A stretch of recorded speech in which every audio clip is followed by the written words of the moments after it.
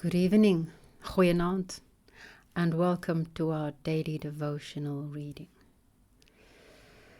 A special welcome to the members of our make-believe monastery. It's lovely to have you here, to go in search of truth through Plato with you.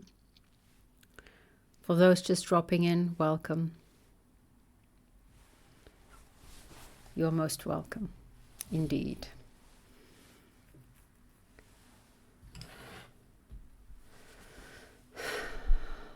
Monday.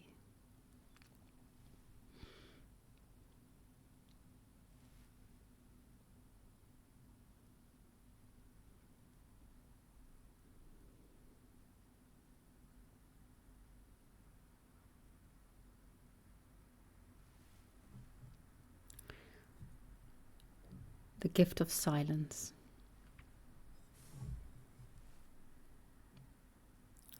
And from out the silence,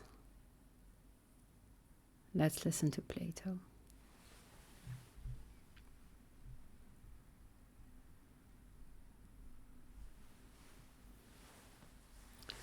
A quick reminder of the characters in this dialogue. We have Socrates, who needs no introduction, I'm sure. Then we have Theaetetus. And we have Theodorus. Theaetetus, the principal character, at least the character after whom this dialogue is called, is a real person whom Socrates allegedly met as a boy and whom he was deeply impressed with. So we encounter Theaetetus as a boy. Here, in the beginning of the dialogue, he was a fully grown man and a brave warrior who has been injured on the battlefield. Theodorus is his geometry teacher, probably same age as Socrates, and at least he is an older man. Those are the three characters. Up till now, we will see a young Socrates, I think, emerge at a certain point. At least there's already been reference to Theaetetus' friend who is Socrates' namesake. And I think he will be in the next dialogue, the interlocutor, or later in this dialogue, I can't remember. Those are the characters. Socrates speaking. There is no other object of which I shall ever have the same perception, for another object would give another perception and would make the percipient other and different. Nor can that object which affects me, meeting another object, produce the same or become similar. For that too would produce another result from another subject and become different. True. Neither can I by myself have this sensation, nor the object by itself, this quality. Theaetetus, certainly not. When I perceive I must become percipient of something, there can be no such thing as perceiving and perceiving nothing. The object, whether it becomes sweet, bitter, or any other quality, must have relation to a percipient. Nothing can become sweet which is sweet to no one. No.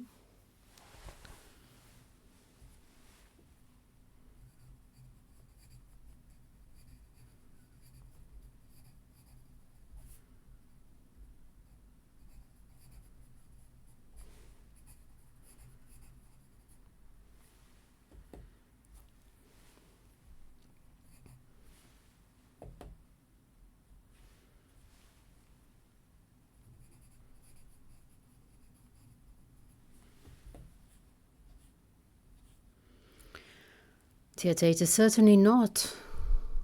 Socrates. Then the inference is that we, the agent and the patient, object-subject, are or become in relation to one another.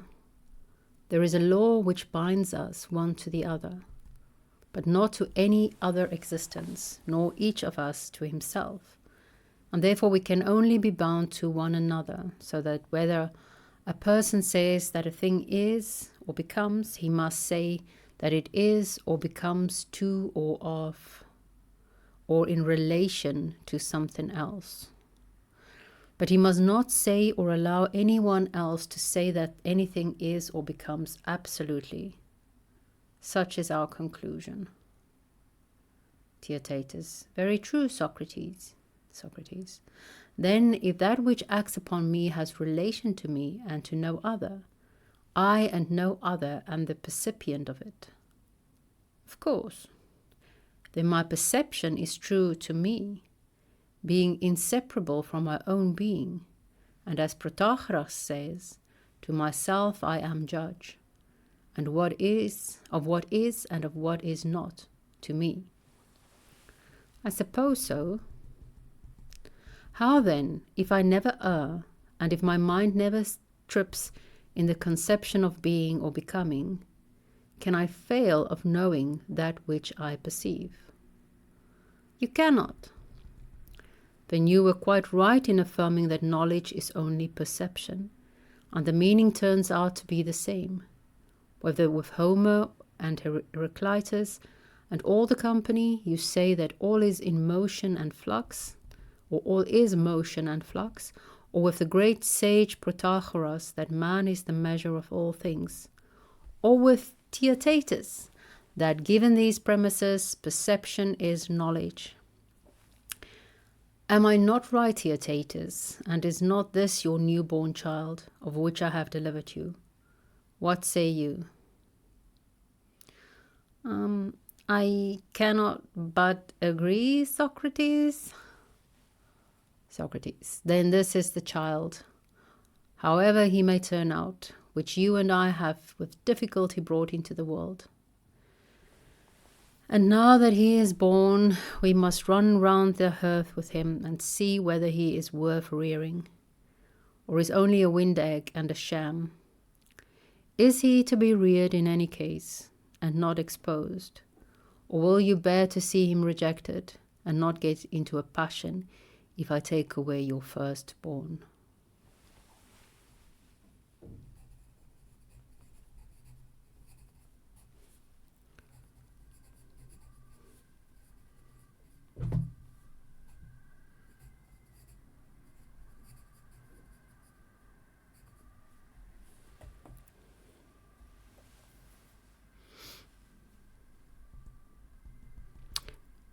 Theodorus, so the older man. Theaetetus will not be angry, for he is very good-natured. I imagine him rubbing Theaetetus's curly head. But tell me, Socrates, in heaven's name, is this after all not the truth? Socrates. You, Theodorus, are a lover of theories, and now you innocently fancy that I am a bag full of them, and can easily pull one out which will overthrow its predecessor. But you do not see that in reality none of these theories come from me. They all come from him who talks with me. I only know just enough to extract them from the wisdom of another, and to receive them in a spirit of fairness. And now I shall say nothing myself, but shall endeavor to elicit something from our young friend.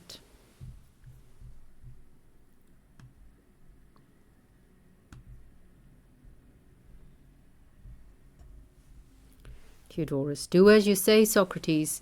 You are quite right. Socrates.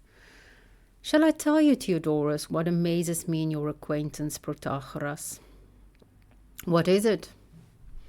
I am charmed with his doctrine, that what appears is to each one, but I wonder that he did not begin his book on truth with the declaration that a pig, or a dark-faced baboon, or some other yet stranger monster which has sensation, is the measure of all things. Then he might have shown a magnificent contempt for our opinion of him, by informing us at the outset that while we were referencing him like a god for his wisdom, he was no better than a tadpole, not to speak of his fellow men.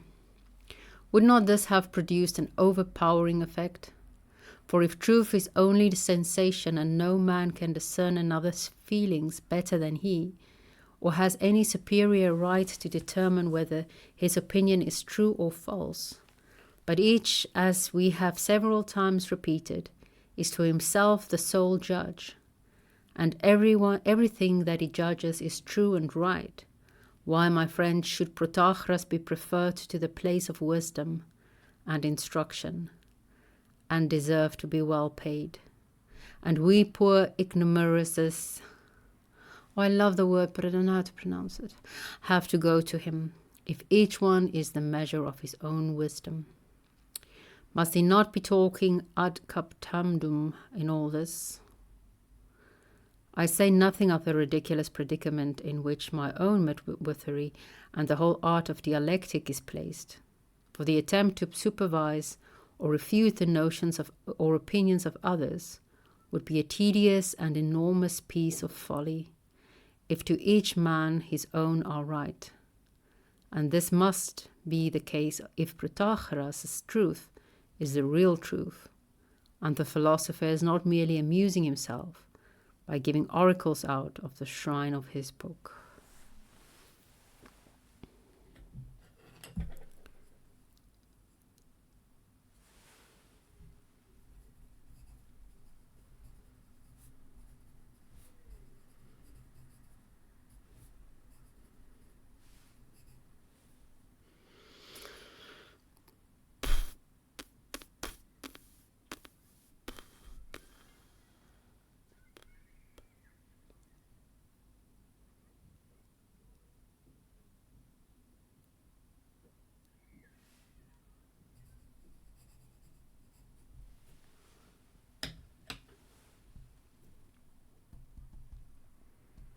Theodorus.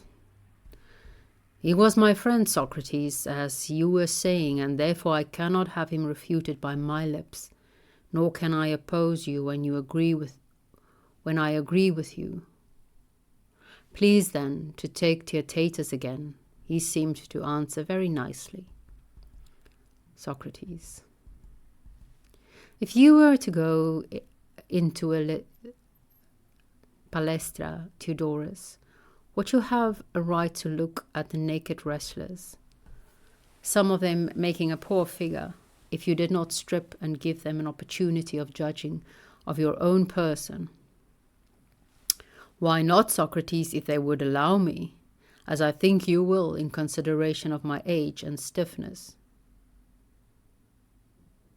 Let some more supple youth try a fall with you, and do not drag me into the gymnasium. Socrates.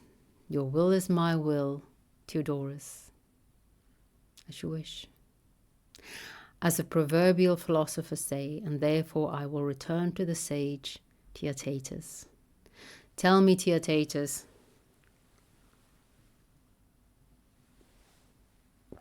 in reference to what I was saying, are you not lost in wonder, like myself, when you find that all of a sudden you are raised to the level of the wisest of men, or indeed of the gods?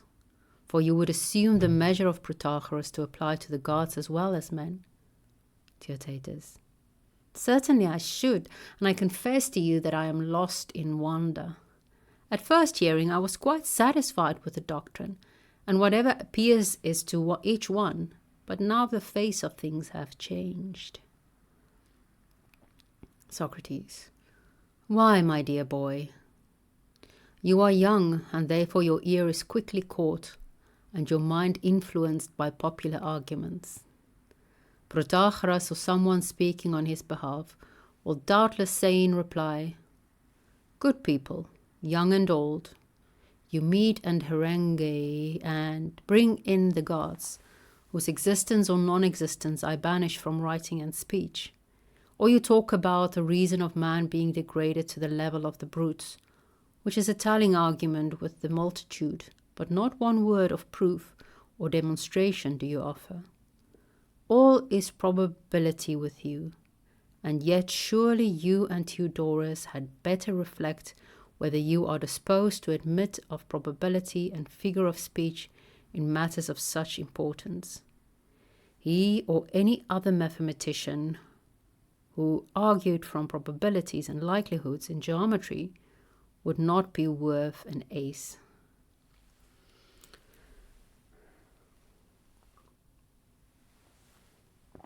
Theaetetus. But neither you nor we, Socrates, would be satisfied with such arguments. Socrates. Then you and Theodorus mean to say that we must look at the matter in some other way? Theaetetus. Yes, in quite another way. Socrates. And the way will be to ask whether perception is or is not the same as knowledge. For this was the real point of our argument, and with a view to this we raised, did we not, those many strange questions? Theaetetus.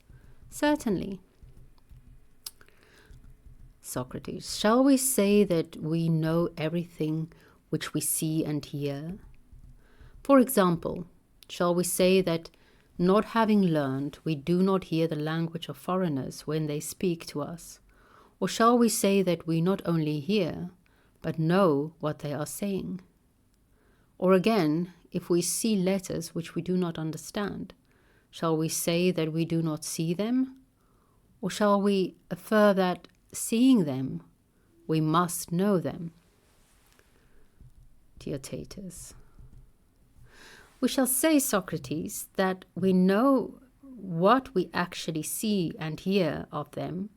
That is to say, we see and know the figure and color of the letters, and we hear and know the elevation or depression of the sound of them, but we do not perceive by sight and hearing, or know that which grammarians and interpreters teach about them.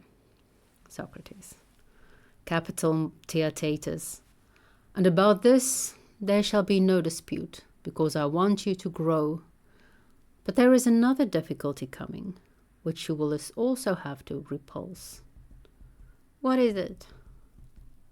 Someone will say, can a man who has ever known anything, and still has and preserves a memory of that which he knows, not know that which he remembers at the time when he remembers? I have, I fear, a tedious way of putting a simple question, indeed, Socrates, which is only whether a man who has learned and remembers can fail to know. Impossible, Socrates. The supposition is monstrous. Socrates. Am I talking nonsense then? Think. Is not seeing perceiving, and is not sight perception? True. And if our recent definition holds, every man knows that which he has seen? Yes. And you would admit that there is such a thing as memory? Yes. And is memory of something or of nothing? Of something, surely. Of things learned and perceived, that is? Certainly. Often a man remembers that which he has seen. True. And if he closed his eyes, would he forget? Who, Socrates, would dare to say so? But we must say so if the previous argument is to be maintained. What do you mean? I'm not quite sure that I understand you, though I have a strong suspicion that you are right. As thus, he who sees knows, as we say, that which he sees, for perception and sight and knowledge are admitted to be the same. Certainly. But he who saw and has knowledge of that which he saw remembers, when he closes his eyes, that which he no longer sees.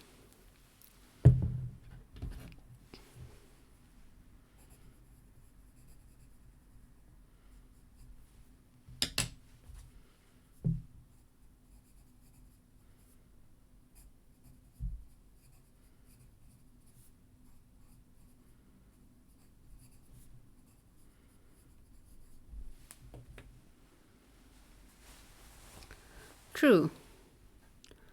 And seeing is knowing, and therefore not seeing is not knowing. Very true. Then the inference is that a man may have attained the knowledge of something which he may remember and yet not know, because he does not see. And this has been affirmed by us to be a monstrous supposition. Most true. Thus then, the assertion that knowledge and perception are one involves a manifest impossibility. Yes. Then they must be distinguished. I suppose they must. Thus far our scripture of the evening.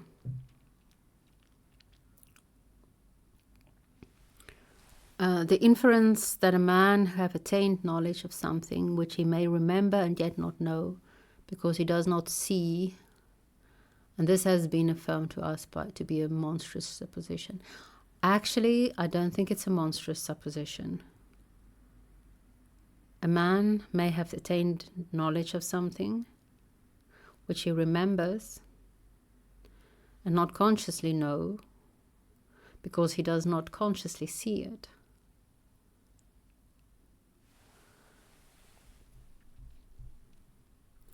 Then there's another passage which I highlighted. You, Theodorus, are a lover of theories. Oh, I just thought it was nice words, I think. And now you innocently fancy that I am a bag full of them, and can easily pull one out which will overthrow its predecessor. But you do not see that in reality none of these theories come from me. They all come from him who talks with me. I only know just enough to extract them from the wisdom of another, and to receive them in a spirit of fairness. And now I shall say nothing myself, but shall endeavor to elicit something from our young friend. A lover of theories, and you innocently fancy that I'm a bag full of them. Socrates claims always not to be stating his own theories, and I think there is something in that, in the sense that it's also Plato claiming not to state his own theories, but laying out different theories and then evaluating them, which is a perfectly wonderful way. I mean, that is what the dialogues teach us, right? Laying out theories in dialogue and then discussing to see if it holds up to the truth. If it holds up to Inquisition, what do you call it? You know what I mean. So when I read through this, especially the latter part, I had a very strong sense that, maybe I'm wrong, but this whole perception is sight, is knowledge, and Protagoras making all men the measure, all individuals the measure of all things. I mean, that is something that is quite annoying about our age, that each man has his own, each man is his own judge, and whatever he thinks is true and right. That is indeed, I imagine, a point of view that can come from Protagoras' view. But I don't think, maybe I'm wrong, I don't feel as if it's necessarily the case that one needs to make that conclusion. As I've said previously, I don't think when he says man is the measure of all things, he means every individual man.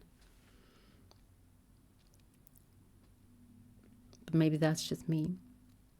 I had a very strong sense that Socrates is kind of straw-manning Protagoras in this passage. And I have a very deep desire. So folly sometimes takes views that's a bit controversial and opposed to his own, I think. And he steelmans them. And it would be so lovely to hear him steelman Protagoras specifically against these attacks of Socrates. I'm sure it would be quite easy for him. It's not that easy for me. The only thing I can think of most of the time against Socrates is like, yeah, but that's obviously not what he meant. And then he would say, what did he mean then? And I will be like,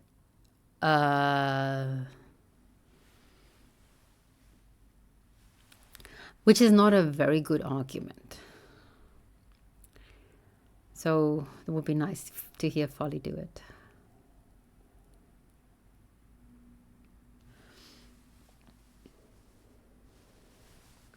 We saw again the object, subject, agent, arena. John would have us say rather. Relation.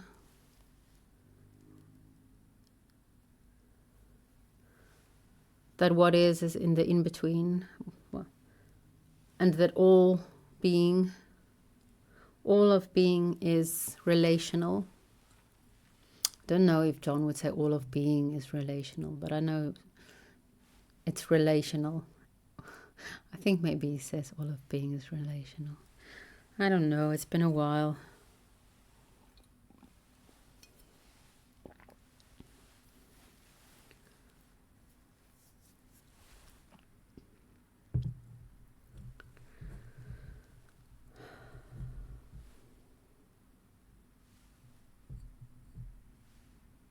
It is, I do love this dialogue. I think it is extremely beautiful and quite thought-provoking, and one could also sit with this for weeks and maybe... So in my mind's eye, you sit around the table with people and you read one line and then someone respond as if they're responding. And you run with that until you come to a natural end, and then you read another line and someone responds as if they're responding to Socrates, and you run with that. Either responding, some people might want to respond as Socrates himself, and others as his interlocutors, his opponents, or... I don't think it's necessary to insert all the, yes, oh, certainly Socrates. That probably isn't necessary. Unless we say, well, certainly Socrates, and then someone says, well, actually, that could be a fun game. And I think a great way to learn how to think. List the views, then really look at them.